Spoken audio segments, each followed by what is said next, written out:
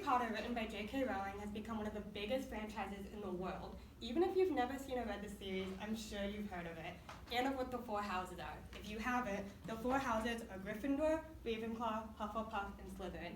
It means to be brave, clever, kind, and ambitious accordingly.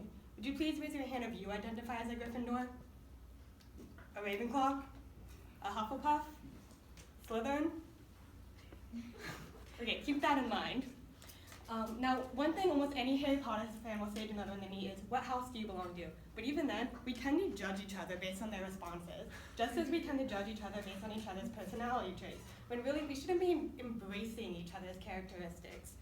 Now, I have been an avid Harry Potter fan for as long as I can remember. But I've done additional research on the houses to tell you guys why you should belong in all four houses, not just one.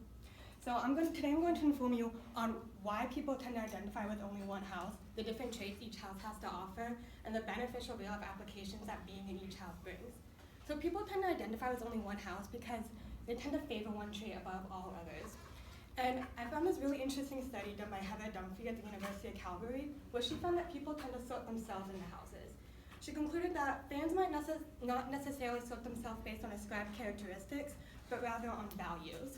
So, for instance, if you want to be considered smart, maybe you might say, oh, I'm in Ravenclaw, but in reality, you might just value the traits that Ravenclaw has to offer. Also, people really like the sense of family that being in a house brings. In the first book, Harry Potter and the Sorcerer's Stone, Professor McGonagall tells the students that being in a house is like being with your family. And this is exemplified when Harry is sorted into Gryffindor for the first time. He has friends who become his family. I found this really intriguing literary criticism written by Margaret Booth and her daughter Gracie called What American Schools Can Learn from Hogwarts School of Witchcraft and Wizardry, where they really like the Hogwarts house because it brings people together as a family. Now, I know it can be scary to step outside of your comfort zone, and that's exactly what joining another house does. Now, it's understandable to value one trait above all others, but that doesn't mean the other traits aren't just as imperative. Now, think about your family. You guys are all the same. You each bring something different to the dinner table, and that's so important to have. But let me tell you what each house has to offer. Now, Gryffindor, founded by Godric Gryffindor, values bravery above all else. According to Pottermore, a website J.K. Rowling has self-made and run by Harry Potter experts, talks about how some of the best witches and wizards of all time come from this house. I mean, the protagonist of the series is in Gryffindor. Now, while I don't encourage you to go after anyone evil, it takes bravery to accomplish everyday tasks, such as giving a speech, or even any other performance, like the Grammys, while you're pregnant. Now, Ravenclaw, founded by Rowena Ravenclaw, values wit and learning above all else. No, you don't have to be extremely book smart to be in this house.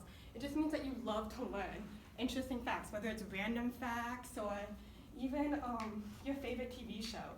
You love to learn. And what I love about this house is that people are eccentric. They're not afraid to express who they are. Hufflepuff, founded by Helga Hufflepuff, values kindness and loyalty above all else. And I want to disprove the stereotype that everyone in this house is dim-witted.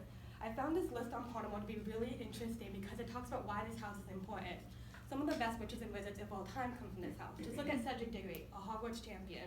And also, they have the best message of all. They're kind to everyone and they accept everyone, which is so important to do. And last but not least, Slytherin, founded by Salazar Slytherin, he valued ambition above all else. Now, no, you do not have to be evil to be in this house. That is not the case of Slytherin at all. It just means that you're ambitious and you do whatever it takes to benefit yourself. And there's nothing wrong with that.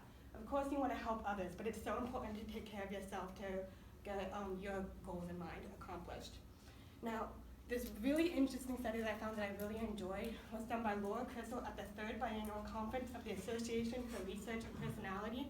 And she wanted to see if people exhibited more traits than others in a house. She predicted that Gryffindors would be more extroverted, Ravenclaws would have more of a need for cognition, Hufflepuffs would be more agreeable, and Slytherins would experience more of the dark triad, which is narcissism, Machiavellianism, and psychotic traits. And in each case, she found that she was correct. However, you can see only by a small margin of difference, but only supports Dunphy's conclusion that we tend to sort ourselves based on desires, not actual characteristics. And I know this might all seem overwhelming, but combining all these into your personality will be so beneficial, especially as a college student.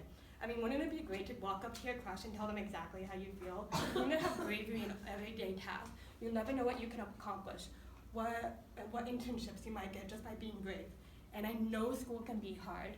especially here at the University of Florida. I'm sure some of you guys are struggling in your classes.